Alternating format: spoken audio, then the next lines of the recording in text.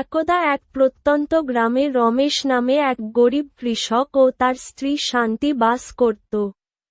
তাদের সম্বল ছিল কেবল এক ফালি জমি আর নিদারুণ দারিদ্র্য। এক বছর বন্যায় তাদের সমস্ত ফসল নষ্ট হয়ে গেল। রমেশ হতাশায় ভেঙে পড়ল, কারণ মহাজনের ঋণ শোধ করার কোনো উপায় তার ছিল না। শান্তি তাকে সাহস জুগিয়ে বলল, হতাশ হয়ো না।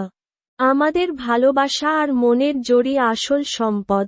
শান্তি তখন তার মায়ের দেওয়া একটি পুরনো কাঁসার থালা হাটে বিক্রি করে কিছু ভালো বীজ কিনে আনল। দুজনে মিলে আবার নতুন করে জমিতে কাজ শুরু করল। তারা কঠোর পরিশ্রম করল এবং একে অপরের প্রতি বিশ্বাস রাখল। তাদের সম্মিলিত চেষ্টা আর ভাগ্যের সহায়তায় সেবার ফলন খুব ভালো হল। মাঠে ধান দেখে তাদের মুখে হাসি ফুটল। তারা ঋণ শোধ করে স্বস্তির নিঃশ্বাস ফেলল।